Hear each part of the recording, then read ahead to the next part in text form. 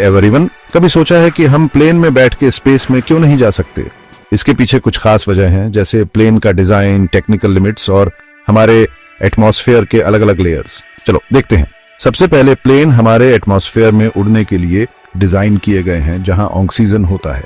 उनके इंजन्स को चलने के लिए इस ऑक्सीजन की जरूरत होती है। जैसे जैसे हम ऊपर जाते हैं, मान लो 10-15 किलोमीटर तक, हवा पतली हो जाती है, लेकिन फिर भी थोड़ी ऑक्सीजन होती है। लेकिन स्पेस में कोई एटमॉस्फेयर नहीं है और ना ही ऑक्सीजन, मतलब प्लेन के इंजन वहां काम नहीं करेंगे। उन्हें एक अलग तरह के इंजन और एनर्जी सोर्स की जरूरत होगी जो हवा पर निर्भर ना हो।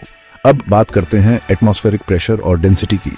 प्लेन धरती के एटमॉस्फेयर में उड़ने के लिए बनाए जाते हैं और हवा के प्रेशर और डेंसिटी का इस्तेमाल करके लिफ्ट जनरेट करते हैं। जैसे जैसे हम स्पेस की तरफ जाते हैं, ये प्रेशर और डेंसिटी बहुत कम हो जाती है और एक प्लेन का इंजन इसे हैंडल नहीं कर सकता। अब स्पीड। प्लेन साउंड की स्पीड या माक स्पीड के करीब उड़ सकते हैं, लेकिन स्पेस में जाने के लिए आपको ऑर्बिटल स्पीड चाहिए, जो लगभग 28,000 किलोमीटर प्रति घंटा होती है। ये किसी भी प्लेन की स्पीड से बहुत ज्यादा है। सिर्फ रॉकेट ही इतनी तेज स्पीड तक पहुंच सकते हैं। तो प्लेन और रॉकेट में क्या फर्क है? प्लेन हवा के प्रेशर से लिफ्ट जनरेट करने के लिए एरोडायनामिक प्रिंसिपल्स पर निर्भर करते हैं। दूसरी तरफ रॉकेट्स को हवा से कोई मतलब नहीं होता। वो खुद को ऊपर ले जाने और धरती की ग्रेविटी से पार पाने के लिए बहुत सारा फ्यूल जलाते हैं। और ग्रेविटी की बात करें तो जैसे जैसे हम एटमॉस्फेयर से बाहर जाते हैं, धरती का ग्रेविटेशनल पुल कमजोर होता जाता है, लेकिन वहां तक पहुंचने के लिए आपको बहुत ज्यादा पावर चाहिए।